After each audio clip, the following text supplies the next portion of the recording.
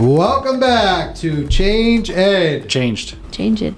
The number one educational podcast everywhere, but especially in the Colonial IU with the podcast that we're doing right now. No.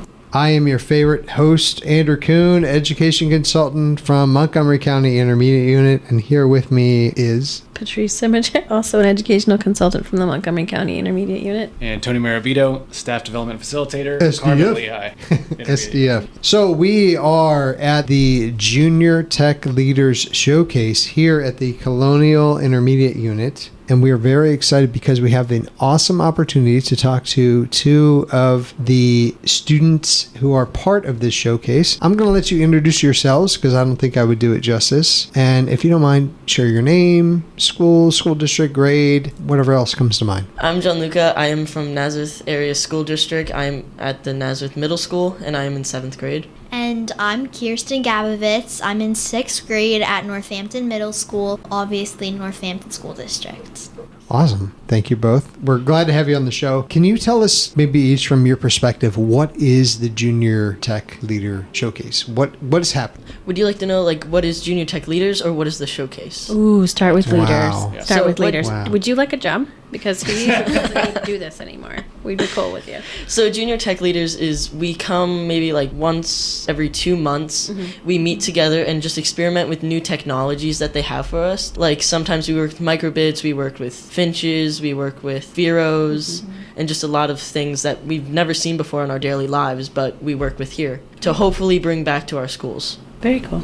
And then the actual showcase part, which what we're doing today, is the big culminating thing we do at the end where we showcase to all the parents and, workers at the IU what we've learned this year. So how we set up for it was every school that came or school district, depending on which schools came from which districts, could choose which piece of technology that they wanted to use that we looked at. If that was something we didn't look at or something we did, or maybe just in the beginning of the year they liked it. I know my school, we didn't look at it, but we ended up doing drones and we took it back to our school and, we worked on it, we figured it out, and then we came back and I think we borrowed them from the lending library here, but I don't think that it was one that it was showed to us and explained to us how to use it due to that there was too many districts and not enough things to use. Right. So we tried drones because I think that everyone, our group, had an interest in that. Nice. So that's how we decided on that.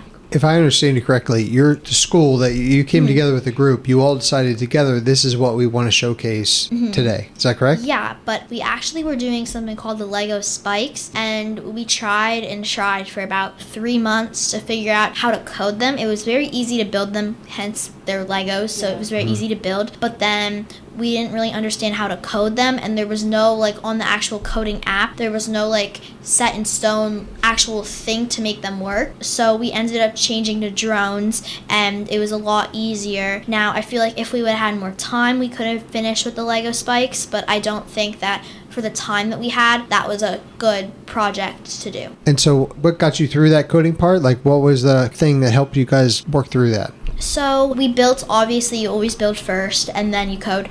We started coding and we had maybe 1 or 2 things that we could make each thing do. It wasn't very much. We had a breakdancer and all we could get it to do was move its arm back and forth. We looked at it and we figured out what we could do, and there was just nothing we could do that was gonna make it any better. And we built a dump truck and we couldn't get it to go, we couldn't get it to move. It was just way above our heads, and that's why I said it was a time thing. I know we could have figured it out, but it just was time, and so we went with something easier to program. My group at Nazareth, we ended up working with microbits and hummingbirds, which is an extension to the microbit. Microbits are a little control center that you can do many things with, and the hummingbirds allow you to attach motors, lights, and a bunch of different kinds of sensors to the project. So what we did is we just made a little showcase on how to properly research using digital citizenship and to be able to build a guitar. And we don't really actually build a guitar, but we make robots just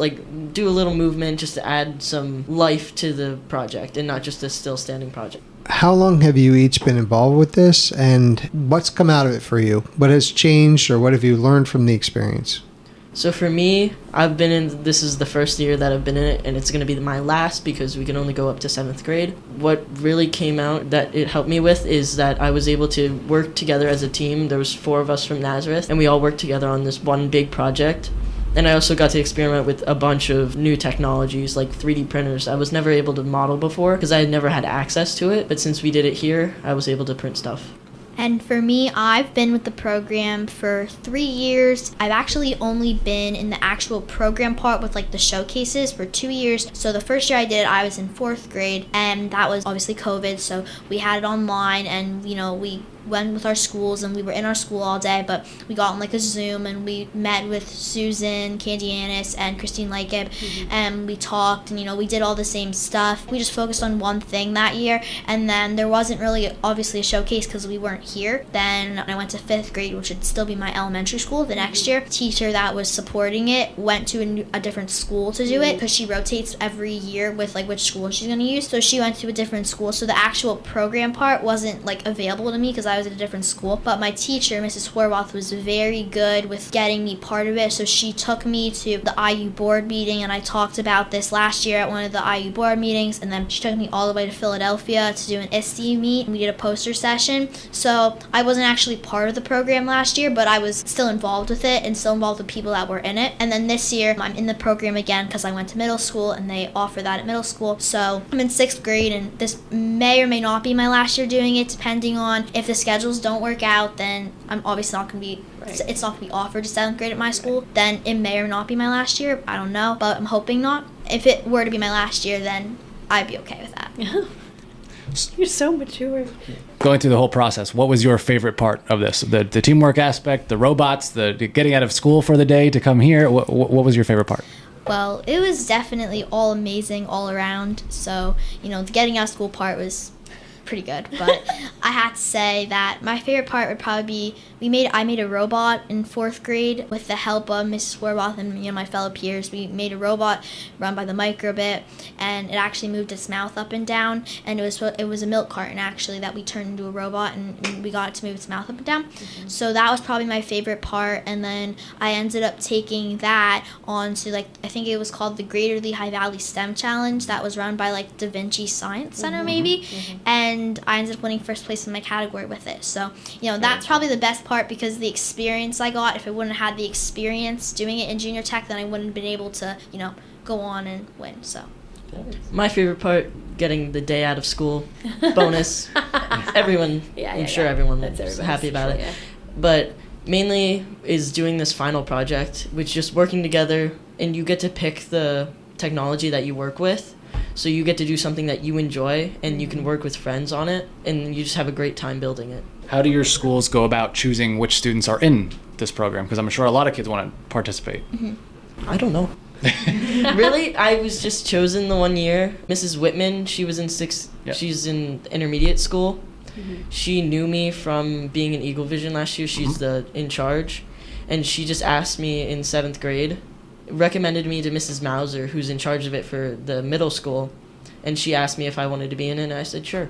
Cool. Sounded fun. And it is. So at my school, when I was in elementary school, I remember being brought down into the tech room, and they said to us, there's an opportunity to be in a technology program that works with the IU, and this year obviously it was COVID, and they said it's not going to be in person, but you get out of school for the day. And then everyone was like, I'm going to do this. So then they showed us a link on our computers, and there was a Google form that you could sign up, and it was a very strict form, I remember, because it was why do you think that you deserve to be in the program? List 3 teachers that would give you a good recommendation if we were to ask them. And I think at that year you could only bring 12, 6 in 4th grade and 6 in 5th grade. So it was very tight because when people heard it was the whole day, everyone wanted to do it. So I think that was where the Google form came from. So I was selected, and then I know that it was kind of the same thing at middle school. About the 2nd week of school, Mr. Bendekovitz sent out a form, and it was not not as in depth and stuff, but like it was still just like, what like personalities or traits do you have that would, make you eligible for this. And I think that there was less interest in it in middle school only because it was the second week of school, and people were still getting like situated with like Schoology and stuff, so I don't think people really saw it. And I think that from hearing about it now, more like 6th graders going into 7th grade will sign up for it in 7th grade. I am convinced that we are in the presence of two podcast sharks. Yeah, for who sure. For sure. walked in here and said, we've never done this before, and yet we're the ones fumbling, Yep. and they're just eloquently talking to each other. So thank you for coming on the show and sharing your passion for what you have been doing and what you are doing. If you were on the world's greatest podcast with the world's greatest host, and you had the opportunity to share a final thought for that show that you were on, theoretically this one, what would you like to say? Is there something that you would want to say to other students who are going to be listening to this to like inspire them to be part of this experience or something like that in other IUs across the state? In my opinion, you don't have to be part of Junior Tech Leaders to experiment with tech. I believe there's a way, if you can contact whoever's in charge of technology at your school, the way that you can borrow just anything from different types of technologies and just bring them back to your school and just have a great time with friends.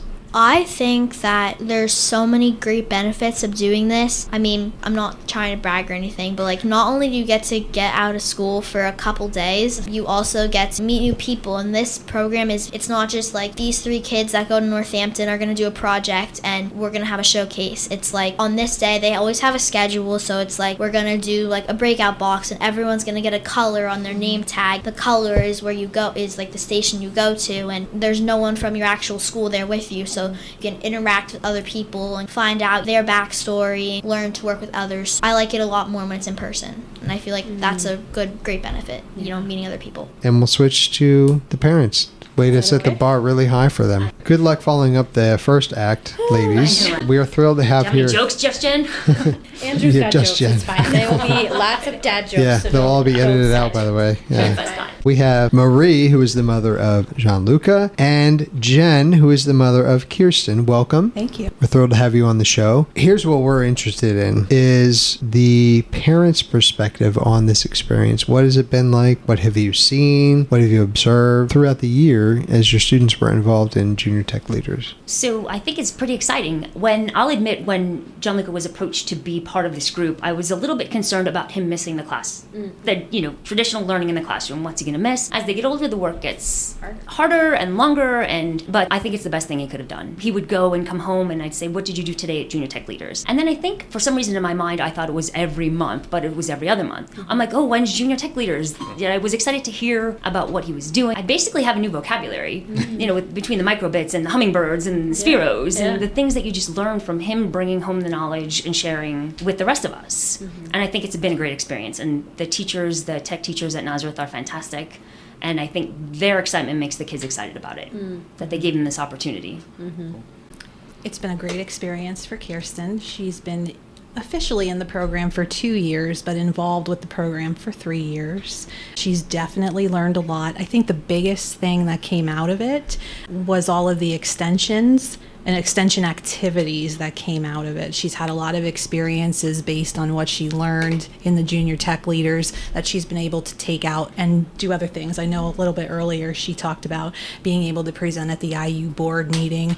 She came down with her advisor and they spoke to the IU board about how much they enjoyed the program. So she got to do some public speaking, and speak in front of a group of adults, which is a nice extension, off of the technology. And then also she got to work with the advisor and also a group of people here from IU20 to go to the SD convention and present there. So she's had a lot of great experiences that have also been an extension beyond all of the exceptional things that have been talked about already about the program. I like how you both look at me like Andrew has the next question, No, even if I because don't. you usually do. So I was analyze it. waiting to see if you had one, and then I can ask one later. Oh, I have one. I figured. No Okay. shock there. So father of 4. I have a 7th grader, a 5th grader, a 4th grader, and a 2nd grader.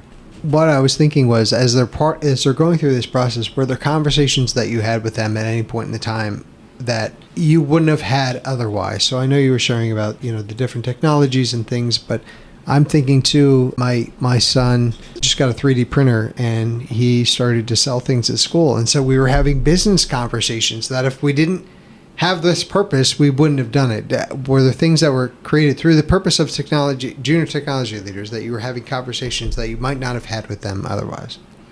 It's funny you said about a 3D printer, because John Luke, I think, came home one day and he was like, well, let's get a 3D printer. We need a 3D printer. And I'm like, maybe we do. What can we do with this 3D printer? Yeah. This technology is the way of the world. I think this is the way eventually this will be part of our daily lives. Oh my gosh, yeah. I kind of spoke about this already in the last question. However, I think part of what came out of, our additional conversations were that you've learned all this information, but now how can we take it to the next level? Or like, what's the next thing that we can do to apply, or how can you use this moving forward? And, those kinds of conversations are kind of what led to some of the other things, like what she learned in the junior tech leaders. I believe it was the first year when you did the Milky robot that you made out of the milk carton. She actually then looped back to that. Her school district does like a gifted expo. So she took some of the skills that she had from the junior tech leaders and then used that as like her passion project for her gifted expo at her school. Nice. And did like a presentation there. So we've had a lot of conversations about, how can we take the information that we've learned with the junior technology leaders and use it for other things. And I think that you've done quite a few of those things. Yeah. And it sounds like now that we've learned this, now what? Now what do we do with that? Now that we have that information and knowledge, what do we do with it? They speak so eloquently, and they're so able to, tell us all about their experience. Have you seen like a growth in confidence in front of others now that they've had this experience, or is this just like a natural thing that they're just really good at public speaking? I think a little bit of both. Actually, when I stood back and listened to Gianluca and his classmate Brody speak, I was pretty impressed. Mm-hmm. Like, I think it's both. I think it's part natural that you either like to speak in public or you don't, and then part of coming to programs like this and probably learning to interact with other students, other adults, you find your way of speaking in public and delivering what you think is, what you're thinking into words. Yeah. I guess what was most surprising for me is I know that she's comfortable speaking around other kids, around her peers, but seeing her and hearing about her going and speaking in front of like a large group, like the IU20 board meeting, or, going to a conference, where it's adults and educators, coming around to like see the poster session and that kind of thing. And, being able to speak that way was definitely a huge part that came out of this as far as confidence, definitely speaking with older adults rather than peers. We're not those older adults. She was talking about other people because we're so young. Oh, that's where you went with that? Yeah, I heard her say older adults, and I was worried that our listeners would think we were so Andrew old. chose to hear. Well, as we're wrapping up our podcast, my question is, are we wrapping it up? I feel like we're wrapping it up. Go. What is some advice that you want to share with other parents of something that you've learned along this journey that maybe you hadn't thought of, right? There's no playbook for being a parent and raising a child, any child. So what's something that you experienced in this that you're like, wow, this is something I wish I could share forward. Now that you have the knowledge, I'm going to take something from you, Jen. Now that you have the knowledge, what would you like to share with others? I guess don't be afraid to ask what's available at your school and what's available through your IU. I know I'm an IU employee. I've worked for the IU for a while, and this is the IU that I work at, IU20, so I'm very familiar with the webpage, and I saw, there's the Junior Tech Leader program, so I stepped out, and contacted the school to see if, they were going to have a team of kids, was Northampton going to have a team? So I feel like a big part of it is don't be afraid to reach out and ask. That's a super valid point, because I don't even know a lot of parents outside of those of us that work for IUs that know IUs, one, exist and do provide student programming. So that's a really good point. I touched on this a little bit before, like don't be afraid when these sort of new to me programs are offered. You understand that the path is to go to school and to learn the math and the science, but let those kids go out and see what's going on in the world, and let them meet like-minded kids and explore all of the good things that the IU and whatever comes from this has to offer. I think that's another really valid point, because a lot of what I'm hearing that's happening in this program is the practical application of what they're learning in their classrooms. This is taking what they're learning and putting it into practice, and then going a little bit above and beyond in terms of like the public speaking and working with the team. So I think you're 100% spot on there. And I'm encouraged by the way that this whole conversation's gone, but specifically for Gianluca and Kirsten, the way your thought process when it comes to things. And the one thing I'd say for us on this podcast is we have a collective opinion of why not. So we'll go somewhere and we'll hear someone talk and we're like, well, why not ask them to be on the podcast? The worst they could say is no. And we've heard no for various reasons, but then we've heard a lot of yeses, and it's opened doors to meet people that we never thought we would meet. But if we didn't ask, it wouldn't have happened. And what I'm hearing, and even Jen, what you were saying, like, just ask, right? It can't hurt to ask, because the answer is always no until you ask. And then say yes. And then say yes. Yep. That's the other part. You can ask and be like, yep, that's all out And then there. say But then yes. say yes. Correct. That's a big part. Don't be afraid. Because for me, as a mom, I would be concerned for the same things. What are you missing? Like, I don't want you to have to go back. And is it punitive when I go back? Or you're going to have to make all of that up. And then is that even more work? And so that would be where my brain goes. And maybe that's just the teacher in me, knowing that some teachers are going to be like, yep, you got extra work to do when you get back. So to say yes, I think is huge. Marie, Jen, thank you for raising all stars and for sharing them with us and your own knowledge and experience. Well, there were two really big standout things. Actually, there's way more than two. I tried to narrow it down to two. I only have a limited amount of paper here, so I had to keep it down to two. One of them is something that I actually tell my children all the time, which is teamwork makes a dream work. And that's what I heard from the two of you, that it was working in a team, not individually. Something we talk about a lot in our work is that alone we can go really fast, but together we can go far. It's actually a Kenyan proverb. It took longer. It took a year to get to this spot, but you went with other people, and all of your ideas combined got you to the spot. Maybe you didn't always hit the success we were looking for, but you found a way to maybe not do it, and that helped move you along the line to figure out ways to do something. One of the big takeaways too for us as educators is that we need to take on ourselves of finding ways to remove barriers and open up pathways. Because you said really well, Gianluca, that you don't have to go to a junior tech leader just to do this, that there are other ways that you can find to get engaged, and that us as educators, how do we help empower that so that our students don't just have to come to events like this or be part of something like this. While it's amazing and everyone should, and I'm sure now people from Pittsburgh are going to want to come over to the eastern part of the state, but that as educators that we can keep empowering that in our students and finding ways to help them create those pathways to get involved.